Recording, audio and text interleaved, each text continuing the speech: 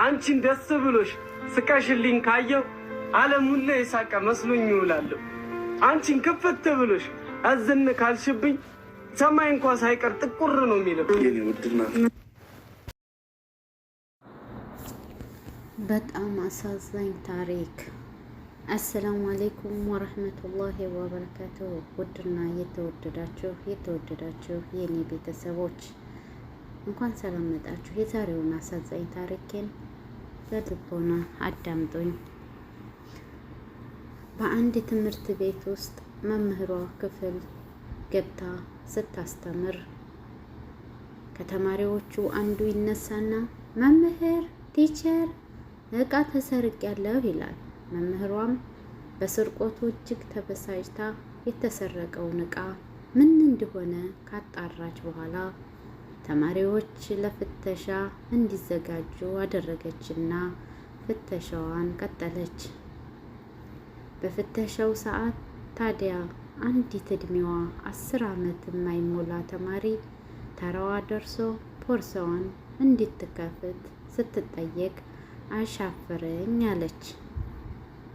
መምህሯም በንዴት ጦፋች፣ ሌባ አንቺ ነሽ የሰረቅሽው፣ ፖሊስ ነው ምጠራልሽ እያለች ስትጮህ በአጋጣሚ በክፍሉ በር ሲያልፍ የሰሙት የትምህርት ቤቱ ርዕሰ መምህር ዳይሬክተር ከፍተው ገቡ። ከተፍ ካሉ በኋላ ምንድነው ይህን ጊዜ ልጅቱ የባስ ድንጋጤና ፍርሃት እያንቀጠቀጣት እባክሽን ይቅር በይኝ፣ እኔ ሌባ አይደለሁም። እባክሽን ቲቸር ይቅር በይኝ፣ እኔ ሌባ አይደለሁም። ከፈለግሽ እንኬ ፈትሽኝ፣ ግን እዚህ ተማሪዎች ፊት አይደለም እያለች መምህሯ እግሯ ስር ወድቃ ልመናዋን ቀጠለች። መምህሯ ግን የተማሪዋን ስሜት ለአፍታ ቆም ብላ ለመረዳት መሞከር የከፋ ስሜት ውስጥ ሆና እየደነፋች ልቀቂኝ እባክሽ ተነሽ እያለች ገፋታትራት አላቀቀቻት እጇን። በዚህም ጊዜ በእድሜ ጠና ያሉት ሴት ዳይሬክተር ቆይ እስቲ መምህር ምን እንዴት ተፈጠረ ንገሪኝ ብለው ዳይሬክተሯ መምህሯንና ተማሪዋን ወደ ቢሮ ወሰደቻቸው። ከዛም ልጅቷን በተረጋጋ ሁኔታ እንድትቀመጥ ቢያደርጉም መምህሯ ግን እስካሁንም መረጋጋት አልቻለችም። ይህኔ በመምህሯ ድርጊት ጥቂት ብስጭት ያላቸው ዳይሬክተሯ መምህሯን ገላምጠው ዝም እንድትል ካደረጓት በኋላ ልጅቷን ረጋ ብለው ቦርሳዋ ውስጥ ምንድን ነው ያለው ብለው ጠየቋት። ልጅቷም ቦርሳው ውስጥ ያለው ተማሪዎች በልተው የጣሉት ትርፍራፊ ነው ያለው አለች በእረፍት እየተሸማቀቀች። ዳይሬክተሯም በመገረም ባለማመን ስሜት እንዴት እንዲህ ይሆናል ሲሉ ጠየቋት። እሷም ለወንድሞቼ ለወስድላቸው ብዬ ነው አለች። አንገቷን ደፍታ በሚያሳዝን ሁኔታ ቅስሟ ተሰብሮ። ይህን ጊዜ ዳይሬክተሯ ከመቀመጫቸው ከተነስተው ተጠጓትና ፀጉሯን እየደባበሱ አይዞሽ የኔ ልጅ ተረጋግተሽ ስለ አባትሽና ስለ እናትሽ ንገሪኝ አሏት። እቺ አንዲት ፍሬ ልጅ እንባዋ እየወረደ እንዲህ አለች። አባቴ በሽፍርና ነበር የሚተዳደረን። በኋላ ግን በሐሺሽ ተጠርጥሮ ወህኒ ቤት ገባ። እናቴም ብትሆንም ገቢ አልነበራትም። ስትሆን የአባቴን መታሰር ስትሰማ ራሷን ስታ ሆስፒታል ገባች። በዛው የተነሳ ሽባ ሆና ቀረች። ታዲያ 2 ጨቅላ ወንድሞቼ አሉኝ። ቤት ነው ጥያቸው የመጣሁት። ዘመድ ስለሌለን ዞር ብሎ የሚያየን የለም። የሚላስ የሚቀመስ የለንም። ታዲያ ይችን ፍርፋሪ ወስጄ ህይወታቸውን ብታደጋት ብዬ አሰብኩትና ተማሪዎች አስተርፈው የጣሉትን ሳያዩን ለቃቅሜ ቦርሳዬ ውስጥ አስገባው። ይህን ነው ያደረኩት። እናም እባካችሁ ለተማሪዎች እንዳትነግሩብኝ፣ ትምህርቴንም ቢሆን አቋርጣለሁ፣ ብቻ አትናገሩብኝ እያለች አንጀት በሚያማዝለው ሁኔታ እንባዋን በ4 መንታ እያዘነበች ችግሯን ምንም ሳትደብቅ በልጅ አንደበቷ እየተኮላተፈች ለማስረዳት ሞከረች። አይደለም በዚች ጨቅላ ሕፃን ይቅርና ለአዋቂ ሰዎች እንኳን ለመቋቋም ፈታኝ የሆነ ችግሯን እንደ ወንዝ ጅረት ከሚፈሰው እንባዋ ጋር ታጅቦ የሰሙትን እኚህ አስተዋይ ዳይሬክተሯ እጅጉን ልባቸው ተሰበረ። እንባቸውን መቆጣጠር አቃታቸው። በቅጽበት ተንደርድረው ልጅቷን እቅፈው ብለው አለቀሱ። በዚህም መሀል ታዲያ ሁሉንም ከዳር ቁማ ስትሰማ የነበረችው የክፍሏ መምህር በድርጊቷ እጅግ መራራ ጸጸት ተሰማት። እዛው በቆመችበት ታለቅስ ጀመር።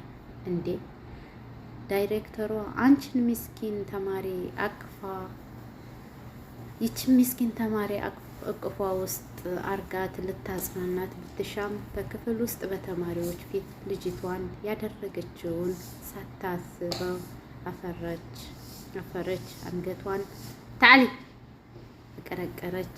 ዳይሬክተሯም የመምህሯን ሁኔታ በድንገት ተመልክተው ስለነበር ወደ መምህሯ ተጠግተው ልጅቷን ይቅርታ እንድትጠይቅ ካደረጉ በኋላ እንዲህ አሏት። ምንጊዜም በህይወታችን እውነቱን ቀብረን ሳናጣራ በሰዎች ላይ በጭፍን መፍረድ አልያም ተገቢ ላልሆነ ስም መስጠት ውሎ ሲያድር እውነቱ እየተረዳን እለት ጸጸት ስለሚሆንብን ሁሌም እርግጠኛ ባልሆንበትና በማናቀው ጉዳይ አስተያየት፣ ውሳኔ፣ ፍርድ ለመስጠት አንቸኮል አለቻቸው። ልጆች ነገርን በብሩህ ተስፋ ስንቀው ነገን በብሩህ ተስፋ ሰንቀው እንዲያድጉ እኛም ብንሆን ልናስብ የሚገባንን ለወለድ ናቸው አልያም በዝምድና ሚሆን በሌላ ሁኔታ ለምናውቃቸው ልጆች ብቻ ሳይሆን ያለምንም መድሎ እንከባከባቸው። ባገኘነው አጋጣሚ ሁሉ የተቸገሩ ህፃናት ሆነ ማንኛውም ሰው ሲገጥመን ከፈጣሪ በታች በምድር ላይ ከኛ ከሰዎች በላይ የሚቀርባቸው ማንም የለምና በሰብአዊነት እናስባቸው።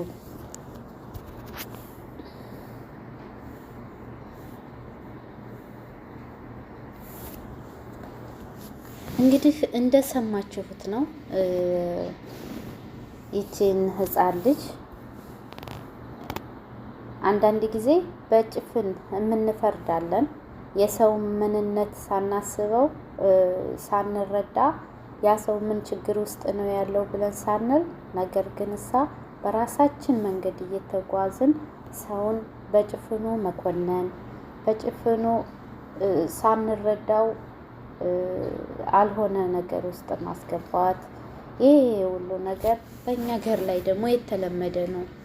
ማንኛችንም ብንሆን አንድ ሰው አንገቱን ደፍቶ ስናይ አይደለም አንገቱን መድፋት አይደለም እየሳቀ እንኳ ችግሩን በውስጡ አምቆ የሚይዘው በአይኑ ብቻ የሚያስታውቅበት ብዙ ሰው አለ። ነገር ግን ልንረዳ አንችልም።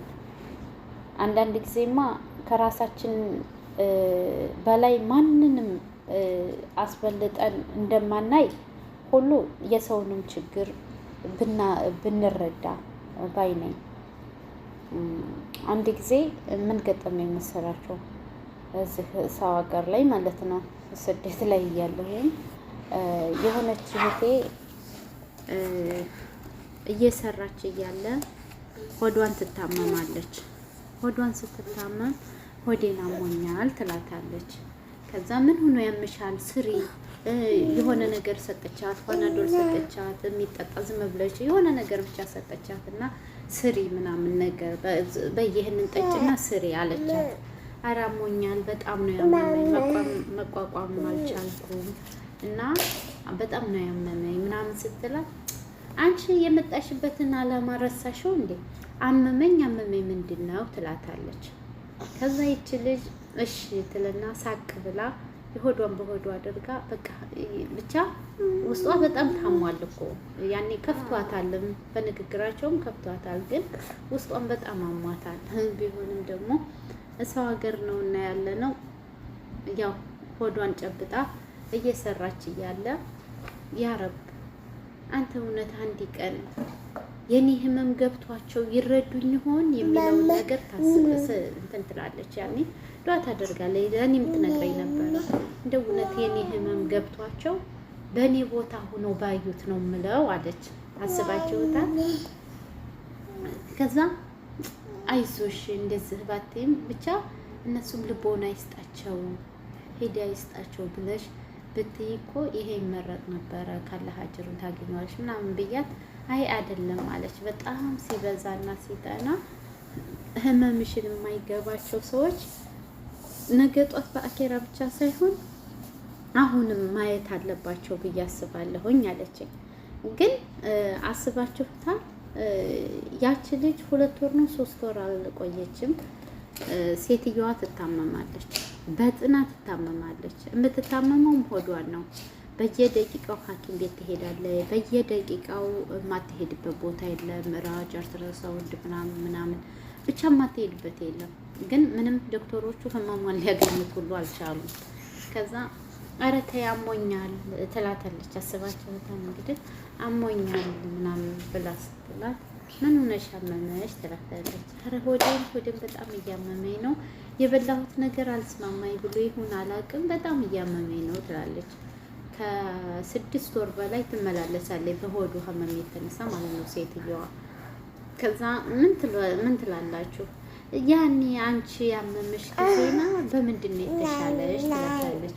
እኔማ የተሻለኝ አንደኛ በቃ እያመመኝ ስሪ መሆኑ ያምሻል ብለሽ በምትይኝ ሰዓት እኔ አሁን ላይ ምንም ልልሽ አልችልም። ግን ምን ነው የኔን ህመም ታሞ ምናልባት የሰውን ችግር የሚገባው ቢኖር ብዬ ያን ነገር ግን እንደዛ ብያለሁኝ አለቻት። አሀ አንቺ ነሻ ያሳመምሽኝ። ያስባችሁታል እንግዲህ ዘወር አድርጋ ማለት ነው። አንቺ ነሻ ያሳመምሽኝ ስትላት አይ እኔ ምን ቀህራለኝና ነው ማሳምሽ፣ እሱ አላህ እንጂ እኔ አይደለሁም። እኔ ለራሴ ማልሆን ለሰው ሆናለሁ እንደ ስለዚህ እኔ አይደለሁም። ግን አንድ ሰው ህመም ሲያመው ነገ ጧት እኔስ ብታመም ብሎ የሚያስብ ሰው ስለሌለ ያንን ነገር መረጃ እንትን ማለት ይሆናችኋል፣ መገመቻ ይሆናችኋል እንጂ ለሌላ አይደለም። እኔ ግን በጣም አዝኝብሻለሁ። አሁን ግን አውፍ ብዬሻለሁ። እኔ ምንም አሰሪም ብትሆኝ ሁሌም አመመኝ ነው የምትይው እያልሽኝ እንደዛ እንኳ ሆኜ እየሰራሁ ነበረ። ግን አልሐምዱሊላህ ረብል ዓለሚን አሁን ተሽሎኛል እና እስቲክፋር አድርገሽ ወደ አላህ ተመለሽ አንቺም ይሻልሻል ብላለቻት። እና ያንን ነገር ማስተውሰው ነገር ሱብሃንአላህ የዛሬ 7 ዓመት 8 ዓመት አካባቢ ነውና አንዳንድ ጊዜ ባንፈርድ በሰዎች ባንፈርድ በራሳችን እስከሚደርስ ድረስ ባንጠብቅ ባይ ነኝ። ውድ የኔ ቤተሰቦች እንግዲህ ይህንን ቪዲዮዬን እንደወደዳችሁት አልጠራጠርም። በሌላ ቪዲዮ ደግሞ እስከምንገናኝ ድረስ ሰላሙን ለሀገራችን፣ ሰላሙን ለስደተኞች፣ ሰላሙን በዓለም ላይ የሚገኝ ንጹሃን ህዝብ በሙሉ አላህ ሰላሙን ያምጣልን። ላይክ፣ ሼር፣ ኮሜንት እያደረጋችሁ እንደምታበረታቱኝ አልጠራጠርም። በሌላ ቪዲዮ እስከምንገናኝ ድረስ አሰላሙ አለይኩም ወራህመቱላሂ ወበረካቱ። አሰላሙ አለይኩም ወራህመቱላሂ ወበረካቱሁ። ወሎዬዋን የእናቴ ናፋቂ ላይክ፣ ኮሜንት፣ ሰብስክራይብ፣ ሼር በማድረግ ቤተሰብ ይሁኑ። አመሰግናለሁ።